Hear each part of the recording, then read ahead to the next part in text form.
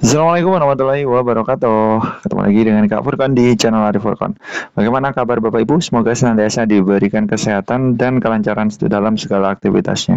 Oke, pada video kali ini Kak Furkon kembali berbagi informasi terbaru ya seputar P3K 2024.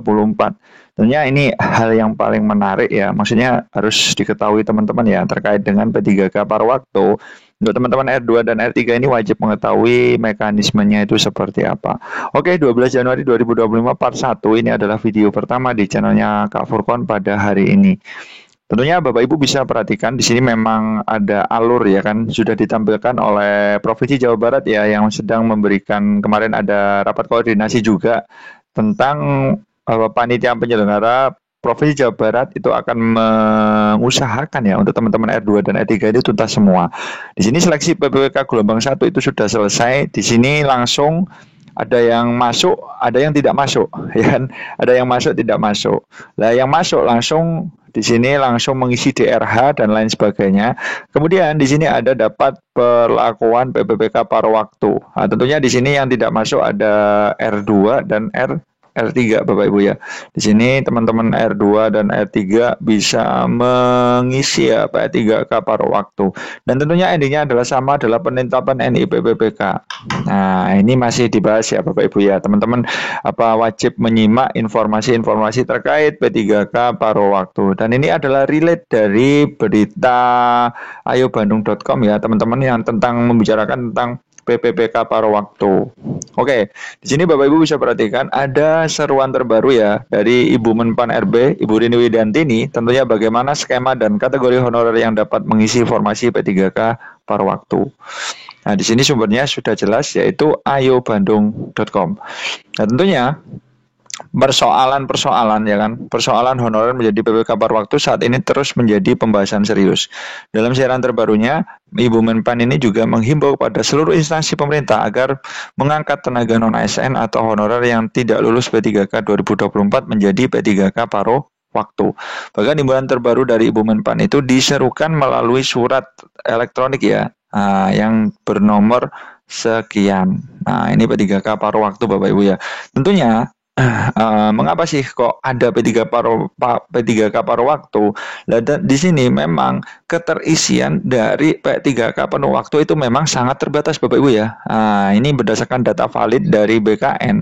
Dari peserta yang sudah sampai di tahap 1, di sini Bapak Ibu bisa perhatikan persentasenya yang penuh waktu itu cuma 67,60% dari semua instansi ya. Ada BPK guru, teknis, dan tenaga kesehatan. Otomatis yang sisa ya secara tidak langsung Bapak Ibu ya, yang sisa formasi ini bakalan mengisi P3K paruh waktu. Sekitar berarti ada sekitar 40%-an ya kan. 40%-an ini akan mengisi PPPK paruh waktu. Tetapi sama nanti akan ada NIPPPK juga. Tidak ada perbedaan yang cukup signifikan. Mungkin perbedaannya hanya di tunjangan Bapak Ibu ya. Ya semoga saja benar ya Bapak Ibu ya. Digadang-gadangannya seperti itu. Nah kemudian Bapak Ibu bisa perhatikan ada himbauan nih yang disampaikan oleh Ibu Menpan khususnya soal anggaran gaji nih bagi para non-ASN yang tengah mengikuti seleksi hingga pelantikan. Nah, substansi surat itu menghimbau agar pejabat pembina kepegawaian menganggarkan ya gaji bagi tenaga non-ASN yang sedang mengikuti proses seleksi hingga pengangkatan. Nah, ini sudah jelas Bapak Ibu ya, untuk gaji tidak masalah. Maksudnya teman-teman misalkan tidak mendapat formasi ya tetap digaji seperti itu, dan nanti notabene adalah P3K paruh waktu. Tentunya ini tidak lepas dari data valid yang ada di tiap-tiap daerah ya untuk pengajuan formasinya. Bahkan di sini untuk tahap 2 ada beberapa yang pengajuannya itu nol, yaitu provinsi pemerintah Kota Sinja dan pemerintah Kota Goa. Itu di sini pengajuannya nol. Dan rata-rata meskipun di sini Provinsi Jawa Timur 20.000 sekian, pengajuan formasinya cuma 3.000. Nah ini sangat ada beberapa yang komen di channel yang Kak Furkon, Jatim Yong. Ya Yong banget Bapak Ibu ya. 20.000 sekian cuma 3.000 pengajuannya. Nah, sisanya sebanyak 17.000. Nah ini ada himbauan keras ya dari pihak Mendagri maupun BKN untuk Pemda. Ya kan masing-masing daerah yang pengajuan formasinya itu sedikit segera mengajukan formasi lebih banyak tentunya ya sebelum tanggal 15 karena 15 adalah batas akhir pendaftaran P3K untuk tahap 2. Nah, di sini Bapak Ibu bisa perhatikan ada beberapa daerah yang memang menjadi top skor. Artinya top skor itu apa? Tidak mengajukan formasi.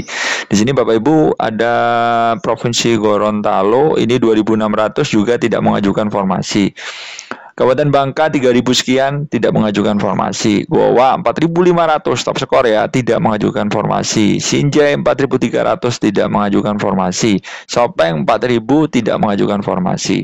Dan ini merupakan PR ya dari Pemda-Pemda terkait ini untuk menambah ya kan senantiasa menambah formasinya supaya nanti terakomodir semuanya teman-teman non ASN yang berada di daerahnya tentunya Bapak Ibu ya. Oke. Nah seperti itu disebutkan juga dalam surat tersebut ya kan surat Ibu Rini tadi bahwa jika jumlah honorer yang sudah mengikuti seluruh tahapan seleksi lebih banyak nih dari jumlah penetapan kebutuhan maka bisa diangkat jadi P3K paruh waktu. Nah, rata-rata kan tadi berdasarkan data tadi ya Bapak Ibu ya bahwa jumlah formasi ya kan jumlah formasi itu rata-rata lebih sedikit ya kan jumlah formasi itu sangat lebih sedikit dibandingkan jumlah non ASN yang berada di daerah tersebut. Nah, ini merupakan masalah yang sangat sulit untuk diselesaikan. Lah jumlah formasinya aja kurang ya kan dari jumlah non ASN gimana mau terangkat penuh waktu semua pasti nanti notabene adalah diarahkan di P3K paruh waktu seperti itu Bapak Ibu ya. Oleh sebab itu Ibu Menpan RB Ibu Rini Widianti ini juga mengingatkan nih untuk tetap menyediakan anggaran bagi P3K paruh waktu. Nah, ini sudah jelas Bapak Ibu ya. Ini valid dari Ibu Rini sendiri bahwa meskipun paruh waktu teman-teman itu akan tetap digaji sesuai dengan skema yang ada. Tentunya perbedaannya ada pada ditunjangan saja mungkin Bapak Ibu ya. Oke, dalam surat himbauan tersebut dari Menpan RB tersebut disebutkan juga jika anggaran bagi PPK paruh waktu disediakan dari luar belanja pegawai. Merujuk pada Kemenpan RB nomor 347 tahun 2024 tentang mekanisme P3K tahun anggaran 2024 Duktum ke-33, formasi P3K paruh waktu ini akan diisi oleh tenaga honorer yang tak lolos seleksi P3K. Nah, ini sudah jelas Bapak Ibu ya teman-teman. R2 dan R3 itu tetap nyantai saja sih Bapak Ibu ya karena tetap akan dipertimbangkan menjadi P3K paruh waktu seperti itu. Nah, di sini kesimpulannya bagaimana? Maka dari itu, sebagaimana dalam Diktum ke-34, kebutuhan bagi pelamar yang akan dipertimbangkan untuk mengisi formasi P3K paruh waktu akan diusulkan oleh pejabat pembina kepegawaian kepada Menpan RB. Nah, ini sudah jelas ya. Dan usulannya itu berdasarkan peringkat terbaik ya kan. Ini di sini lolos PPPK itu syaratnya itu pelamar yang bisa dinyatakan lolos itu memiliki peringkat terbaik jika golongannya sama ya kan Bapak Ibu ya. Jadi tetap yang dilihat itu ada golongan ya, golongan dulu ya kan, golongan kalau golongan sama itu baru nilai terbaik. Nah, misalkan sama-sama honor database BKN ya beradu di nilai. Oke.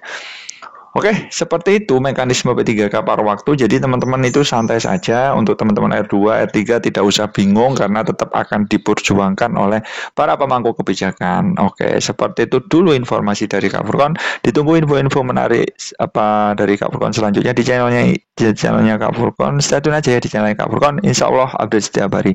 Sekian dari Kak Furkon. Wassalamualaikum warahmatullahi wabarakatuh.